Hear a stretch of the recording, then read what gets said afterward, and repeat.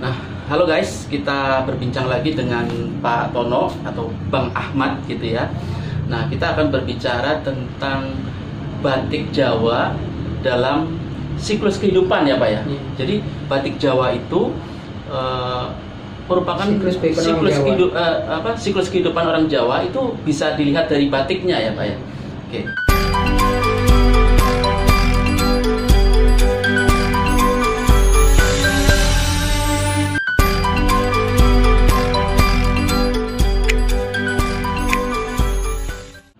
Sejarahnya batik ini kan dari Jawa ya Pak Tono ya.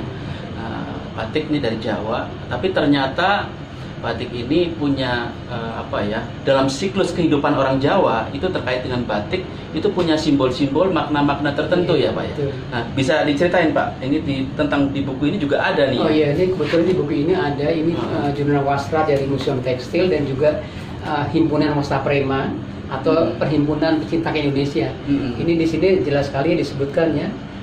Penggunaan dan arti batik dalam siklus kehidupan orang Jawa. Jadi orang Jawa itu sebenarnya dari kecil hingga dewasa mereka memakai simbol-simbol kain batik dalam kesehariannya. Jadi simbol-simbol kain batik dalam kesehariannya itu dalam dalam konteks tertentu untuk perkawinan batiknya untuk orang meninggal batiknya mantenan apa, kelahirannya pakai apa, bahkan hingga sampai kematian.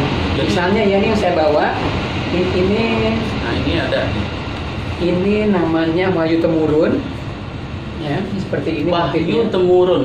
Berarti ada cahaya gitu ya Pak ya. Ini Wahyu Temurun ya. Nih, Wahyu Temurun. Itu zaman Mataram atau gimana? Ini jauh sebelum zaman Mataram. Oh, jauh sebelum masa Mataram nih ya. Ini kalau yang saya baca atau guru-guru saya bilang, ini motif ini sudah ada sejak zaman Demak. Ini konon motif Wahyu Temurun ini diciptakan oleh Sunan Kalijogo. Oh, Sunan Kalijogo. Untuk Raden Patah. Tuh. Jadi seorang Sunan membuat motif ini untuk Raden Patah. Ini sebagai legitimasi bahwa Raden Patah Raja Tanah Jawa. Ini di sini kalau kita lihat gambarnya ada sulur. Jadi ini yang ngedesain Sunan Kalijaga. Sunan Kalijaga, Sunan Kalijogo. Ini ada mahkota. Nah ini Sunan Kalijogo waktu itu udah mengenal Islam atau belum? Sudah ya? Mengenal, kan zaman Demak beliau sudah Islam. Gitu.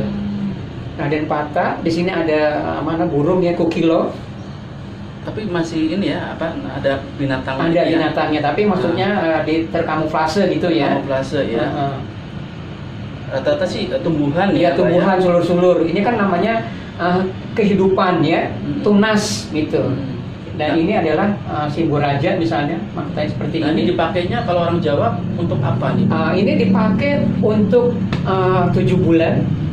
7 bulanan. 7 bulan, tapi orang sebelum siraman ya? Enggak, siraman waktu pengantin. Oh, pengantin waktu pengantin. Siraman pengantin dipakai salah satunya ini karena waktu pengantin sebelumnya ada 7 Pak. Siraman itu sebelum pengantinan ya Pak? Sebelum pengantinan. Sebelum acara pengantin itu ada siraman. Nah ini kainnya kain ini. Ini maksudnya apa? Bukan kain ini, tapi salah satunya ini. Oh, salah satu. Karena waktu siraman dipakainya adalah Sido Mukti, Sido Luhur, Sido Derajat, Sido Asih. Terusnya ini Wahyu Temurun, terusnya Truntum. Nah tadi Sido Mukti itu artinya apa? Sido Mukti? Ya, Sido itu artinya menjadi, Mukti artinya menjadi mukti. Jadi kain itu mempunyai harapan doa. Orang yang makainya menjadi mukti. Menjadi mukti artinya menjadi apa? Menjadi mukti itu menjadi makmur. Menjadi makmur. Jadi pas 7 bulanan sebelum menikah ya. Siraman pengantin. Siraman itu dengan harapan nanti kalau udah menikah jadi menjadi makmur. Terusnya Sido Luhur menjadi dia mempunyai jiwa yang luhur, belas asih. Orangnya memiliki jiwa yang luhur. Iya, ada lagi Sido Asih. Sido Asih. Asih. Jadi suami istri saling mengasihi. Oh, saling mengasihi. Nah, terusnya ada lagi Sido Mulyo. Jadi mulia. Iya, ada lagi Babon Angrem. Itu harapannya anaknya namanya ayam. Perempuan ya. Iya. Ayam itu beranak pinak. Terus pasti kan kalau petani-petani kalau dia punya ayam banyak, istilahnya dia boleh dibilang banyak harta ya. Dan juga Babon Angrem itu agar anaknya mentas.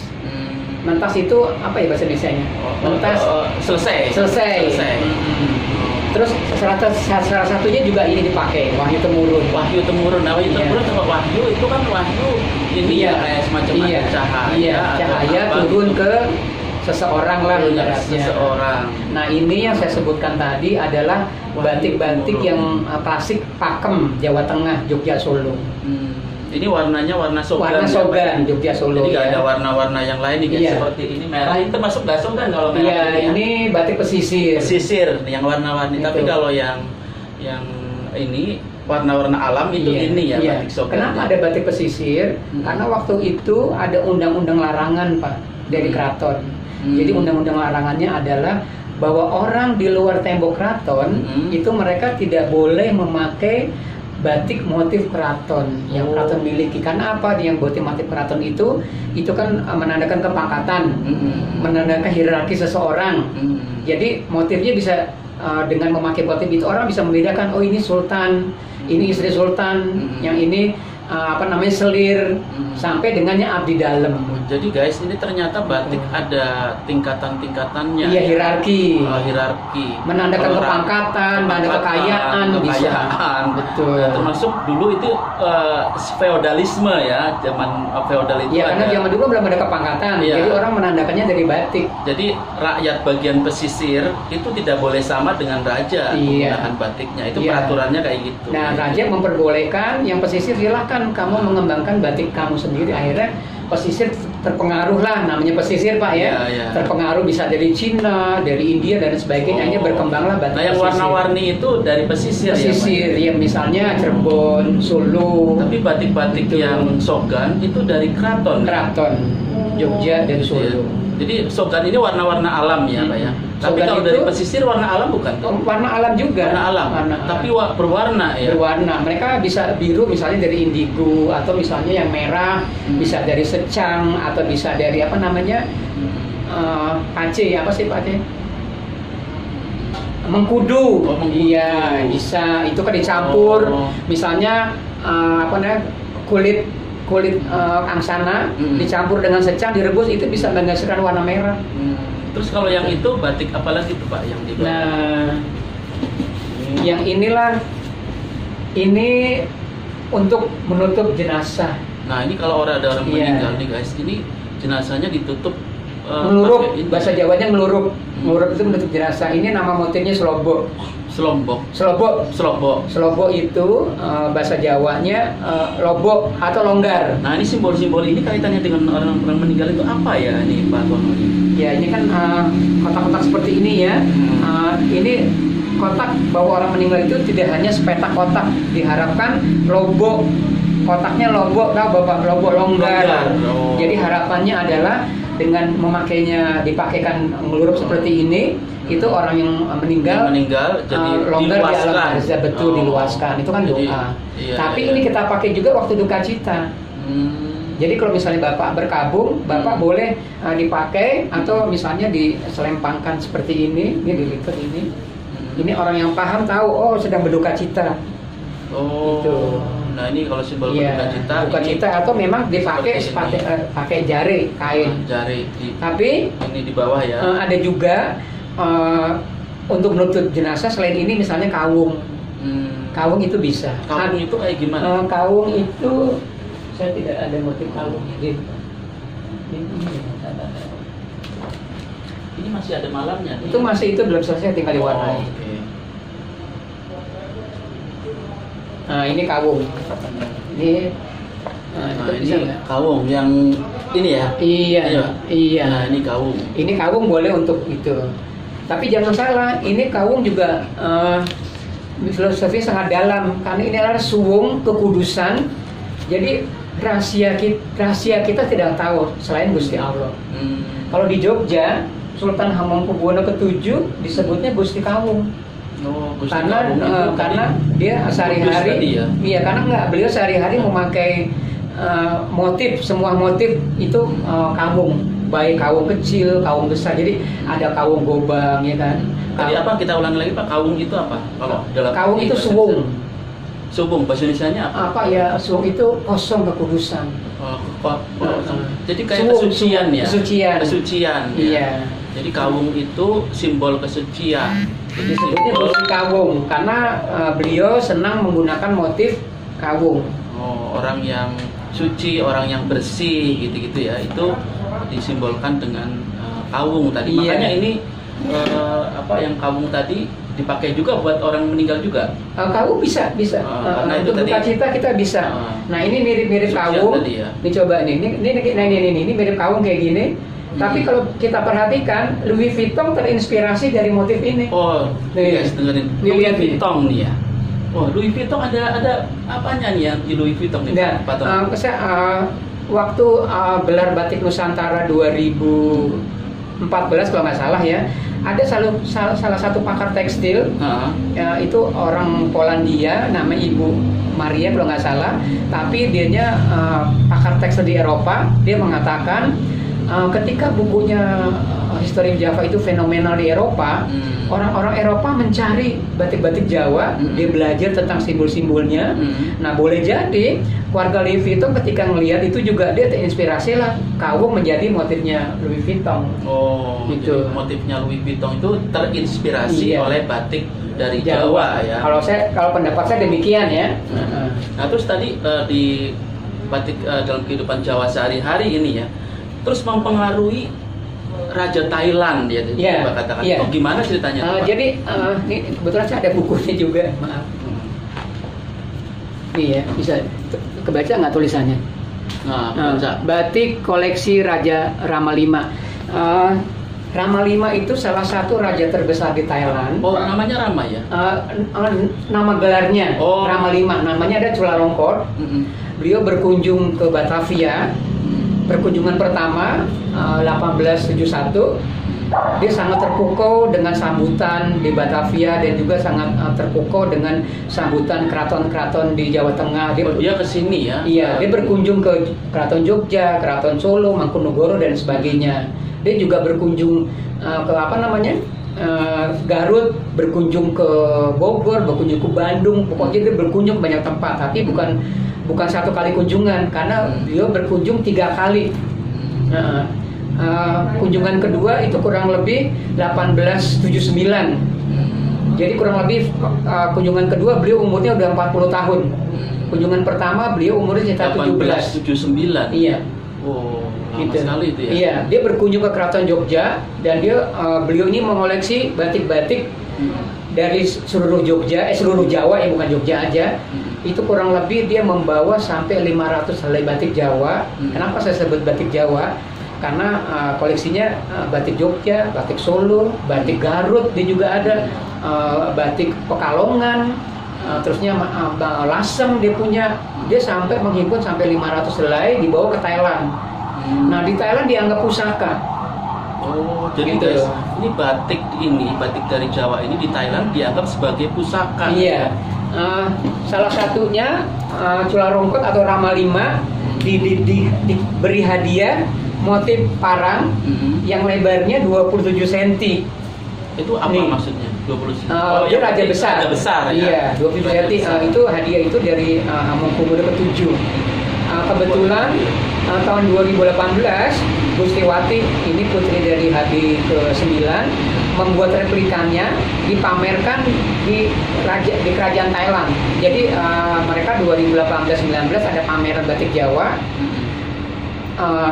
replika yang punya raja tadi itu menjadi ikon di pertama. Jadi nanti coba Mas Agung cari di Google ya, pameran batik Jawa di Thailand akan keluar gitu. Akan keluar koleksi dari Rama V. Ya, pameran batik Jawa di Thailand. Koleksi Chulalongkorn atau Rama V. Rama V. Iya, di Thailand ini disebutnya Royal. Royal pattern, iya. Karena untuk ini raja ya. Raja itu. Royal pattern. Untuk raja. Jadi royal itu untuk raja, nama royal betul. Ya. Raja. Nah, yang ini indah sekali ya. Ini sempat dibawa ke Thailand juga ini. Ada. Mereka punya motif-motif seperti ini. Nama motifnya adalah Madubroto. madu itu apa ya? Manis, madu. Ya. Broto itu adalah tapa brata. Oh. Jadi ini adalah orang yang bertapa itu nanti bisa jadi filosofi kepemimpinan. Punya manfaat lah ya. Betul. Jadi sesudah kita bermeditasi tapa brata, kita menikmati keberhasilan atau madunya. Makanya disebutnya ini madu broto. Madu broto. Iya, ini lawas ya. Tapi ini harganya belum seharga motor sih. Oh, ini berapa nih Pak kayak gini? Ini kurang lebih sekitar 5 sampai 10. Nih guys, ini 5 sampai 10 juta. Ya, setengahnya harga motor ya nih ya. Kalau yang ini batik baru, ini baru, ini di atas 1. Oh, ini batik baru sekitar 1 jutaan ya. Oh. Ini kalau yang ini lawas, ini lawas ya. Nih? Ini kurang lebih usianya sekitar 15 tahun. Oh, 15 tahun nih guys. Iya. Kalau yang lawas ini yang lawas itu nggak luntur ya Pak? Nggak luntur. Jadi batik itu semakin lawas semakin mahal. Kalau Bapak beli baju branded, misal Bapak beli baju branded dari Perancis, harganya 2 juta. 6 bulan udah turun. Tapi kalau batik Bapak beli 2 juta, tahun depan 6 bulan harganya udah bertambah. Tahun depan udah bertambah, 2 tahun lagi udah bertambah. Ini nggak dicuci ya Pak ya? Nggak dicuci. Nggak dicuci ya? Dicuci diangin-anginkan dengan lerak. Oh. Ini tidak dengan deterjen. Tuh, ini 15 buat tahun kalian yang ingin investasi, ini bisa jadi investasi juga nih ya. Batik jadi makin lama justru makin mahal. Betul. Ya. Dan jangan salah, batik-batik lawas kita batik sangat yang mahal asli di luar ya, negeri. syaratnya ya, batik tulis ya, batik tulis. Ini sangat mahal di luar negeri. Ada beberapa teman saya dari Singapura. Jangan salah, dia beli batik di Solo.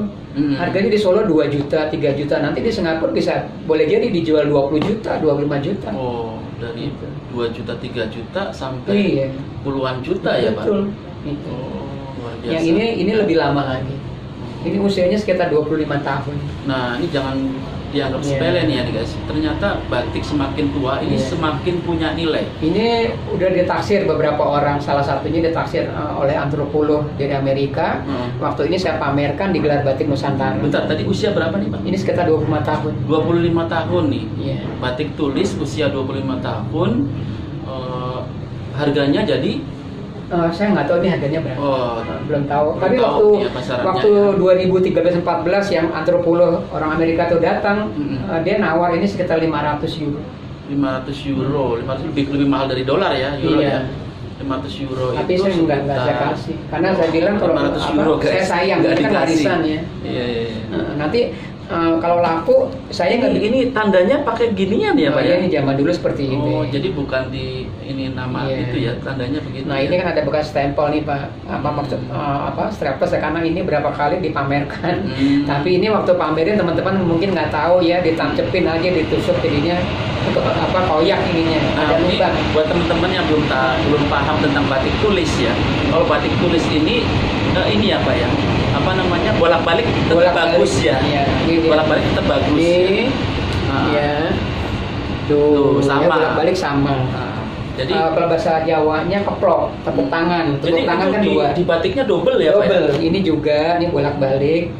Nah, kalau batik tulis yang di ininya nggak double itu gimana tuh Pak? Kan ada juga. Ada, ini saya punya sebentar nih, saya ambil. Jadi guys, batik yang benar ya, batik tulis itu bolak-balik sama nih ya. Ini kalau kita balik sama. Nah, ini batik yang nih ya, tulis ya. Ini tulis. Tulis. Tapi berwarna pesisir dong. Tapi ini satu sisi. Satu sisi. Ini baliknya. Nih ya, lebih terang. Nah, baliknya nggak terang. Ini satu sisi. Jadi yang batik tulis asli ini, yang bolak-balik ini orang pakai ya nggak usah mikir tapi kan kelihatan dari sininya mana yang depan, mana yang belakang. Oh, kelihatan ya. Ini. Oh, oke, tetap harus ngelihat mana depan mana ini. Tapi kalau ini sih sebenarnya nggak masalah karena apa, bolak-baliknya kan sama. Sama ya. Beda dengan batik tulis yang satu sisi. Iya. Yang ini saya dari pembatik Pak Komar. Ini dari Bandung. Dia juga seorang pakar batik. Sering pameran gitu. Pak Komar ini sangat kondang sekali.